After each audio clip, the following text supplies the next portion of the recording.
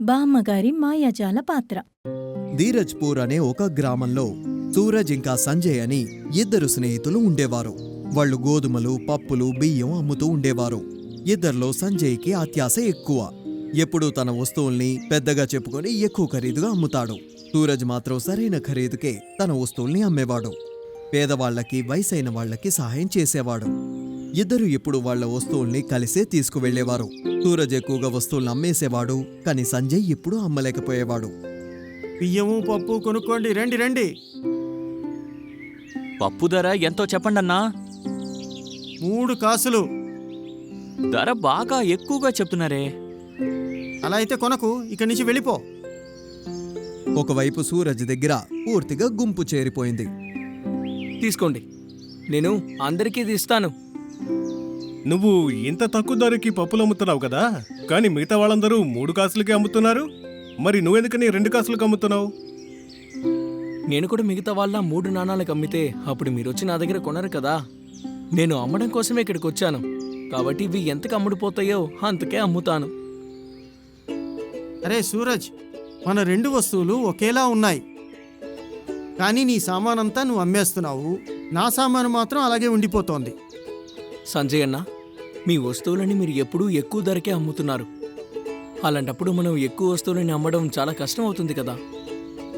అరే సూరజ్, మనం కష్టపడి ఒక గ్రామం నుంచి ఇంకో గ్రామానికి వెళ్తున్నాం. కష్టపడి తీసుకొచ్చినందుకు వెల ఎక్కువ పెట్టే అమ్మాలి కదా.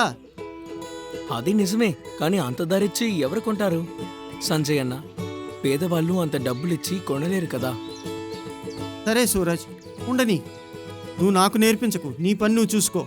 అలా అని చెప్పి వాళ్ళిద్దరూ ఒక ఊరికి వెళ్తున్నారు. అక్కడికి వెళ్లిన తర్వాత ఇద్దరు వేరువేరు వైపుకి వెళ్లి వాళ్ళ వస్తువుల్ని అమ్మడం మొదలుపెట్టేశారు. రండి, బియ్యము, గోధుమలు, పప్పులు తొందరగా వచ్చి కొనుక్కోండి, మీకోసమే వచ్చాం. ఇలా అరుస్తూ సంజయ్ అందర్నీ తన దగ్గరికి రమ్మని పిలుస్తూ ఉన్నాడు. తన గొంతు విని దూరంగా ఉన్న ఒక బామ్మగారు ఇంట్లోపలికి వెళ్లి ఆమె భర్తతో ఇలా అంటున్నారు. వినపడుతోందా? బయట పప్పులమ్మేవాడొచ్చాడు. మన ఇంట్లో ఉన్న వస్తువులన్నీ అయిపోయాయి. త్వరగా వెళ్ళి కొనుక్కురండి. రేపు వండడానికి మన ఇంట్లో ఏమీ లేవు. అవునవును, నిజమే. సరైన సమయానికే గుర్తు చేశావు. కానీ ఇంతవరకు మనం దాచుకున్న డబ్బంతా పూర్తయిపోయింది కదా. డబ్బు ఇవ్వకుండా వాళ్ళు మనకి వస్తువులు ఎలా ఇస్తారు? ఇప్పుడు ఏం చేయాలో నాకు అర్థం కావట్లేదు. రేపటి నుంచి మనం ఏం చేస్తామో అర్థం కావట్లేదు. ఇలా చూడండి, మన ఇంట్లో మీ నాన్నగారి పాత్ర ఒకటుంది. అది ఇస్తే ఏమైనా ఇస్తాడేమో చూద్దాం. ఆ పాత గిన్నెతో మనకి ఏం దొరుకుతున్నట్టావు? బియ్యమో పప్పులో ఏదో ఒకటి ఇస్తాడు. ఆలోగా మన అబ్బాయి నగరం నుంచి తిరిగొస్తాడు. అంతవరకు మనకు తినడానికి ఏమైనా ఉంటే బావుంటుంది. మన అబ్బాయి తిరిగొస్తాడు కదా. సరే సరే, మనం వెళ్ళి అతనితో మాట్లాడి చూద్దాం. తాతగారు ఇంటి బయట నుండి వెళ్తున్న సంజయ్ని పిలిచారు. తనతోటి ఏమన్నారంటే, ఇలా చూడు బాబు, నీ దగ్గరున్న బియ్యాన్ని ఎంతకు అమ్ముతావు? ఒకటి 5 కాసులకు అమ్ముతున్నాను తాత. బాబూ, ఇప్పుడు మేము బియ్యం కొనుక్కునే స్తోమత మా దగ్గర లేదు. కానీ ఒక పాత గిన్నె మాత్రం మా దగ్గర ఉంది. దాన్ని తీసుకుని నీ దగ్గరున్న బియ్యంలో మాకు కాస్త ఇవ్వగలుగుతావా? అలా ఇస్తే నీకు మేము ఎంతో రుణపడి ఉంటాం. సంజయ్ ఆ పాత గిన్నెని చూసి ఏమన్నాడంటే, ఇదిగో చూడు తాత, దీనికి ఒక గుప్పెడు బియ్యం కూడా ఇవ్వడం కుదరదు. ఈ గిన్నె చాలా పాతదిగా ఉంది. ఇది నాకు ఎందుకు పనికిరాదు. అయినప్పటికీ ఒకసారి చూస్తాను, ఇటివ్వండి. సంజయ్ ఆ గిన్నెని చేతిలోకి తీసుకుని రుద్ది చూశాకే ఆ గిన్నె మామూలుది కాదు, ఒక బంగారం గిన్నె అని తెలిసింది. మనసులో అత్యాశ పెరిగిపోయింది. దీనివల్ల తను చాలా ధనవంతుడైపోతాడనుకున్నారు. ఇది కూడా తనకి ఉచితంగా దొరికింది అంటే ఎందుకు బియ్యాన్ని ఊరికే ఇవ్వాలనుకున్నాడు. లేదు లేదు, ఈ గిన్నె నేను ఉంచుకుని ఏమీ చేసుకోలేను. దీనికి బదులుగా మీకు ఏమీ ఇవ్వలేను. ఇది నాకెందుకు పనికిరాదని చెప్పానుగా. అలా అని చెప్పి ఆ గిన్నెని బామ్మ దగ్గర విసిరేసి వెళ్ళిపోయాడు. ఆ తర్వాత అక్కడి నుంచి బయలుదేరిపోయాడు. పాపం ఆ తాతయ్య, బామ్మ ఆ ఇంటి బయటే బాధపడుతూ ఏం చేయాలో తెలియక కూర్చొనున్నారు.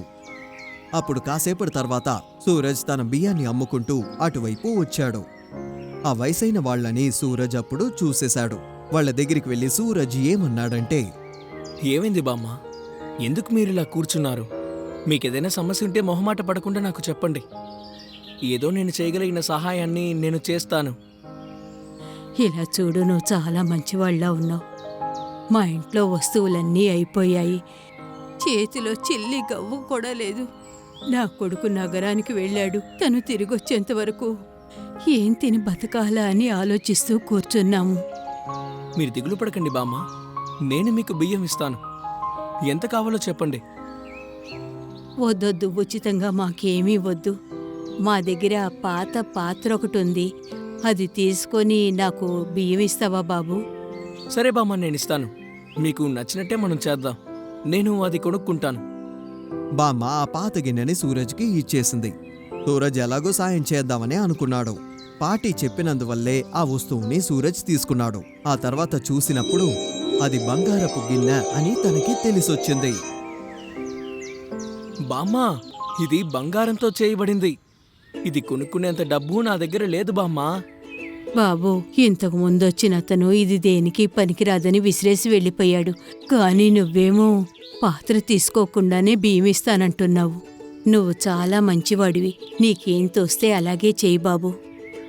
బామ్మా, నా దగ్గరున్న డబ్బు ఇంకా ఈ బియ్యం ఇవన్నీ మీరే ఉంచుకోండి. కానీ నేను తిరిగి ఇంటికి వెళ్ళడానికి నాకు కొంచెం డబ్బు ఇవ్వండి. సూరజ్ తన దగ్గరున్న డబ్బులు ఇంకా వస్తువులన్నిటినీ బామ్మ తాతయ్యలకి ఇచ్చేసి కాస్త డబ్బులు మాత్రం ఉంచుకుని తన ఇంటికి తిరిగి వెళ్ళిపోతున్నాడు.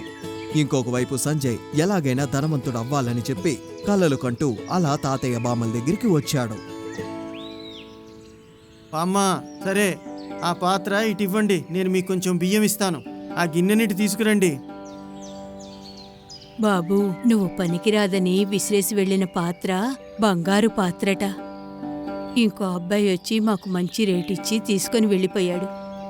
ఆ గిన్నెని తీసుకుని సూరజ్ నగరానికి వెళ్ళాడు. దాన్ని అమ్మేసి ఎన్నో డబ్బులు తీసుకుని తిరిగొచ్చాడు. ఆ డబ్బులతోటి ముందొక కొట్టుని కొనుక్కుని హోల్సేల్గా అక్కడ వస్తువులన్నిటినీ అమ్మడం మొదలుపెట్టాడు. సూరజ్ సంజయ్కి జరిగిన విషయాన్ని పూర్తిగా వివరించాడు. సంజయ్కి తన మీద ఎంతగానో కోపం వచ్చింది. ఎందుకంటే తన జీవితంలో తనకి దొరికిన అదృష్టాన్ని వదులుకున్నాడు. సంజయ్ అక్కడి నుంచి బయలుదేరి వెళ్ళిపోయాడు. సూరజ్ తన కొట్టుని చూసుకోవడం మొదలుపెట్టాడు. కొన్ని రోజుల తర్వాత వాళ్ళని కలవడానికి వెళ్ళాడు.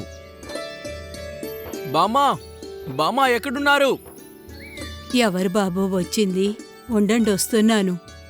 ఆ, బాబు నువ్వా? అవును బామ్మా, నేనే. మిమ్మల్ని కలవడానికే ఇక్కడికి వచ్చాను.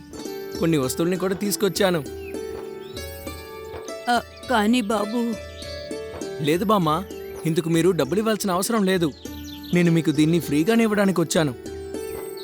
బాబు, నువ్విచ్చిన డబ్బులు పెట్టుకొని మేము సంతోషంగానే జీవిస్తున్నాము. ఇప్పుడు మాకు ఈ బియ్యం అవసరం లేదు. బామ్మా, మీరిచ్చిన బంగారపు గిన్నెతో పోలిస్తే అసలు ఇవి ఎందుకు పనికిరావు. నేను సొంతంగా ఒక కొట్టు పెట్టుకున్నాను, పెద్ద ఇల్లు కొనుక్కున్నాను, బండి కొనుక్కున్నాను. ఇదంతా మీ వల్లే జరిగింది. నేను ఈ ప్రపంచంలో ఎన్నాళ్ళు ఉంటానో అప్పటి వరకు ప్రతి నెల మీకు బియ్యం పంపిస్తూ ఉంటాను.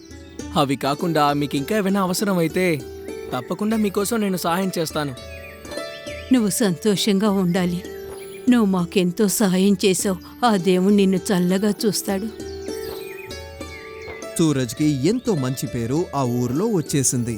అటువంటి ఒక మంచి వ్యక్తి అక్కడ వ్యాపారం చేయడం వల్ల ఊర్లో అందరూ సంతోషంగా ఉన్నారు. ఎంతో మంది అప్పుగా వచ్చి బియ్యం తీసుకెళ్లేవాళ్లు, కానీ తిరిగిచ్చేవాళ్లు కాదు. డబ్బులు తక్కువైనా ఎక్కువైనా సూరజ్ అందరికీ బియ్యం అమ్మేవాడు. ఒకరోజు ఊరు ప్రజలు కొంతమంది సూరజ్ కొట్టుకి వచ్చారు. ఏమైంది? మీరందరూ కలిసి ఒకేసారి ఎందుకు వచ్చారు? సూరజ్, మా మాట విను. ఊరు ప్రజలు అందరూ ఏమనుకుంటున్నావంటే ఈసారి సర్పంచ్గా నువ్వే ఉండాలని. అయ్యో, వద్దొద్దు, ఇలాంటి బాధ్యతలు నాకు వద్దు. నాకంటూ ఈ కొట్టుంది, నాకు ఇదే చాలు. ఇలా చూడు సూరజ్, ఊరు ప్రజలందరూ కూడా అదే అనుకుంటున్నారు. నువ్వు మా మాట విన్నావంటే చాలా సంతోషంగా ఉంటుంది. సరే అయితే, మీకు ఎలా అనిపిస్తే అలాగే చెయ్యండి. అందరికీ సంతోషమైతే నాకు సంతోషమే కదా. నేను నాయకుడిగా ఉన్నందువల్ల ఊరికి మంచి జరుగుతుందంటే నేను ఒప్పుకుంటాను. ఊరు ప్రజలు సూరజ్ని ఆ ఊరికి పెద్దని చేశారు. ఊర్లో జరిగే అన్ని విషయాలకి తీర్పు సూరజే తీసుకునేవాడు. అక్కడ ప్రజలందరూ తను చెప్పేది వినేవారు. అలాగే ప్రతి నెల తాతయ్య బామ్మల దగ్గరికెళ్లి వస్తువులు ఇచ్చొచ్చేవాడు. ఇలాగా ఆ బంగారపు గిన్నె సూరజ్ని ధనవంతుణ్ణి చేయడమే కాదు, తాతయ్య బామ్మల కష్టాల్ని కూడా పూర్తిగా తీర్చేసింది.